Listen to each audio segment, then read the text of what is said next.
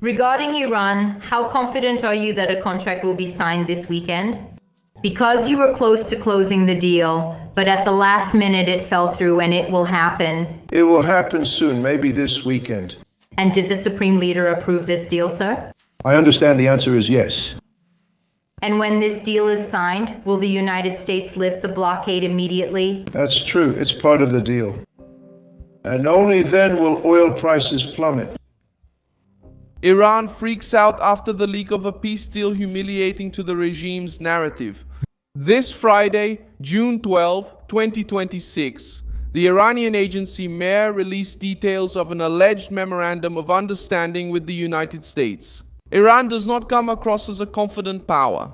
It appears to be asking for urgent relief, for access to frozen funds, for the suspension of sanctions, and for the removal of military pressure, and trying to take off the table exactly the issues that most expose its weakness.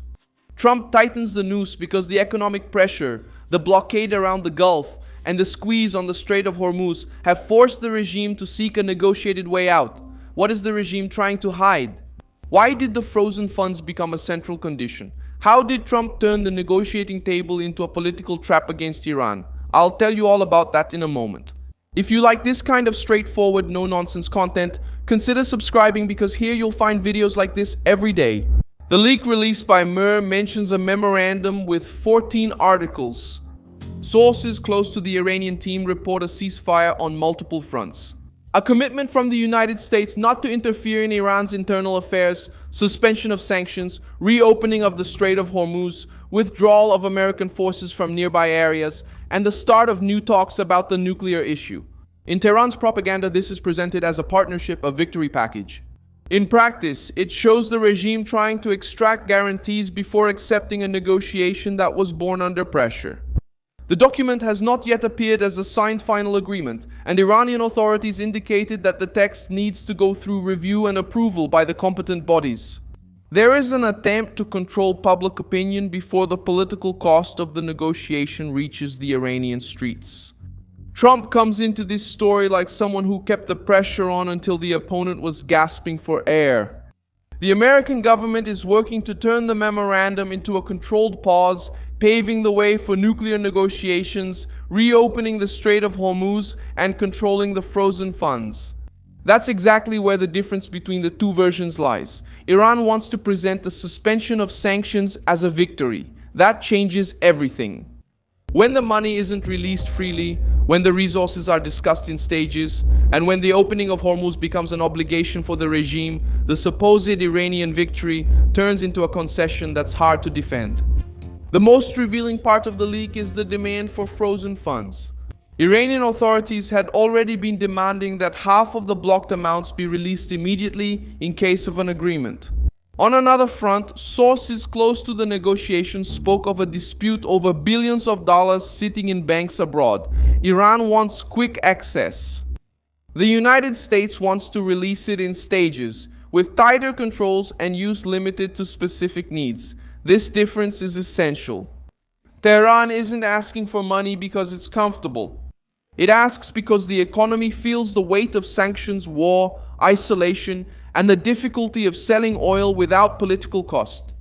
The regime tries to call this sovereignty, but the reality is dependence on cash. The Strait of Hormuz has also become a central piece. The leak mentions reopening within 30 days in coordination with Iran. This clause is not a technical detail. If Iran agrees to discuss reopening, it also accepts that the strategy of strangling international shipping has reached its limit. Tehran tried to turn Hormuz into a trump card.